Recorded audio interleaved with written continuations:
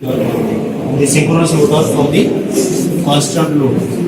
Okay. So as per the given diagram, we have to connect the terminals from the supply to the thermostat, and then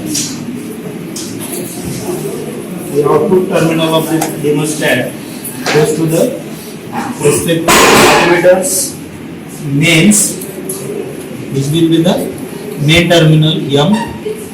Then with the help of the fundamental of two wattmeter method, we will connect two wattmeters using the R phase, Y phase and B phase.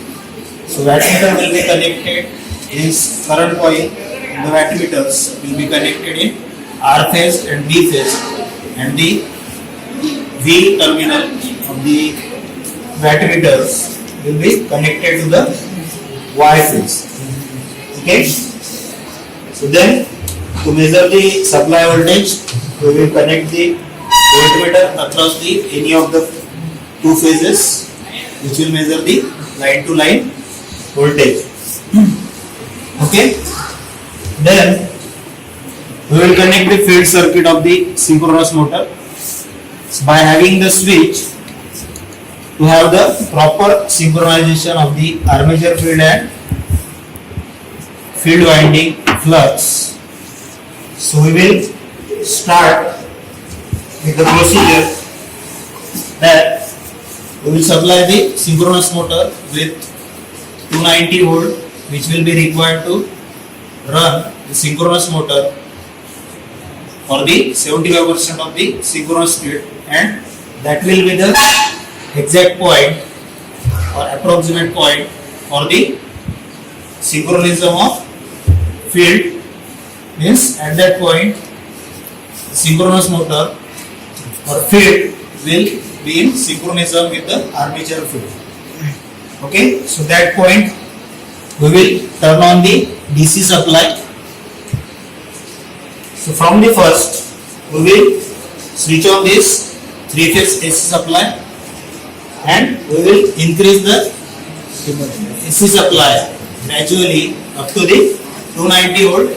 Then we will measure the speed of the synchronous motor, and that time if our speed is 1375 rpm or it is about 1400, that will be a 75% of the synchronous speed. Okay, then we will switch on the DC supply, and for the safety purpose we will put this rheostat of the field rheostat, which is connected in the field circuit, in the middle. Okay, so after turning on the DC supply, we will close this single pole switch. Okay, then we will give the rated supply to the synchronous motor, and after that we will read the readings. We will take the readings of the two wattmeters, which is connected in R phase and B phase, and ammeters, which will indicate the load current or armature current, and the ammeter connected, DC ammeter connected in field circuit, which will measure the field current or excitation current. So this experiment is basically performed to analyze the performance of the synchronous motor. Hence, under the different excitation condition, either it will be a under excitation or over excitation, means what will be the power factor of the synchronous motor and where it can be used as per the different excitation condition. For that purpose, we will perform this experiment, me and inverted vehicle, and by calculating the power factor for the different field current and different armature current, we will get the V curve, which is in between V curve is between IA and IF, and the inverted V curve will be power factor and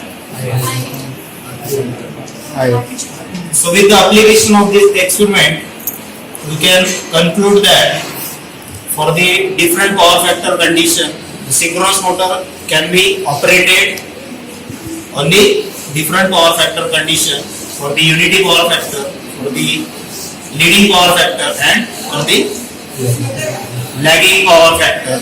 So the application of the leading power factor will be used in industry to supply the reactive power with overexcited synchronous motor with having no mechanical load. Okay. So in this way the experiment will be performed on the synchronous motor for the V and inverted V.